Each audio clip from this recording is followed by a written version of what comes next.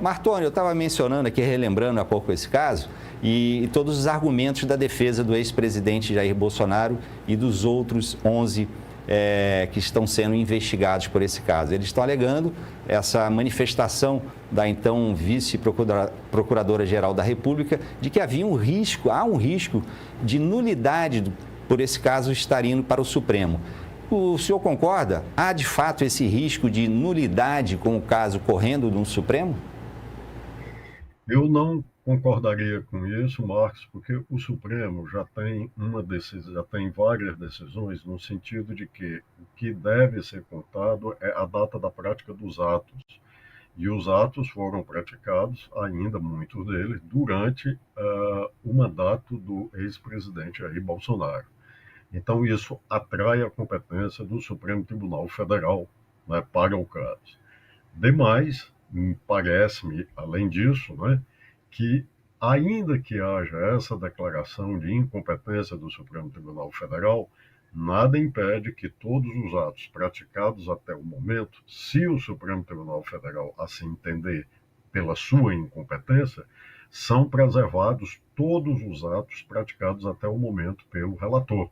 Então, o Supremo Tribunal Federal, se eventualmente chegar a essa conclusão da sua incompetência, ele pode enviar o processo para a vara da Justiça Federal competente e ficam aproveitados todos os atos praticados até o momento, ainda que haja essa possibilidade.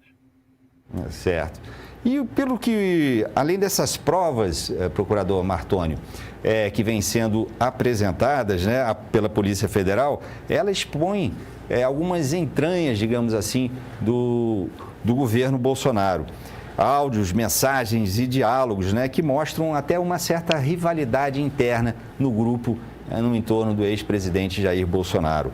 Num dos áudios, inclusive, o então advogado do presidente, Frederico Wassef, ele chega a dizer a Bolsonaro que a defesa precisa ser genérica, tratar o caso como fake news. Diz ele assim, sem adentrar em detalhes, em questões de leis e nem nada, porque o povo não tem tempo para ler e nem vai entender isso. Palavras do Frederico Wassef. Segundo ele, dessa forma seria fácil mudar a qualquer tempo a estratégia de defesa. Diz que a mensagem de massa para o povo, para o público, é de que tudo isso é perseguição política, é procurar pelo em ovo. Qual a sua avaliação, pelo que vem sendo divulgado até agora, né? Qual a sua avaliação sobre essas provas apresentadas até agora? Elas incriminam, de fato, o ex-presidente Jair Bolsonaro? Eu penso até o momento, Marcos, que as provas são razoavelmente robustas sobre isso, obtidas a partir da investigação da Polícia Federal. Há transferência de dinheiro, há a confirmação, por exemplo, do recebimento de dinheiro em espécie, pelo menos da entrega de dinheiro em espécie ao ex-presidente por seus auxiliares de direito, da utilização de contas, e isso surpreende, por militares de alta patente. Eu acho que há indícios suficientes para a instauração da ação penal pelo Procurador-Geral da República. As palavras que você acaba de traduzir do advogado, eu qualificaria como deprimentes, porque isso não interessa, quer dizer, ao mundo jurídico, ao mundo da lei. Evidentemente que o assunto é complexo, um emaranhado de legislação, de decisão judicial, e isso, até mesmo para pessoas que não são da área do direito, é mais complexo de compreensão. Mas isso não significa que para os atores institucionais, advogados, Ministério Público, órgão de investigação e, sobretudo, os julgadores, isso não possa ser apreendido, então, no sentido de ser compreendido, de ser assimilado. Então, eu creio que o processo deve prosseguir. Na verdade, evidentemente que pode haver uma estratégia política de tentativa de deslegitimação da investigação, da marcha processual e, eventualmente, da decisão.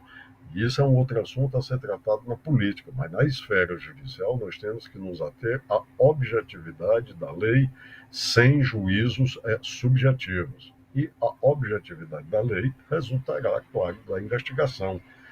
Até agora, pelo que nós sabemos, com uma investigação robusta. Ontem, o relator, o ministro Alexandre de Moraes, retirou o sigilo das investigações.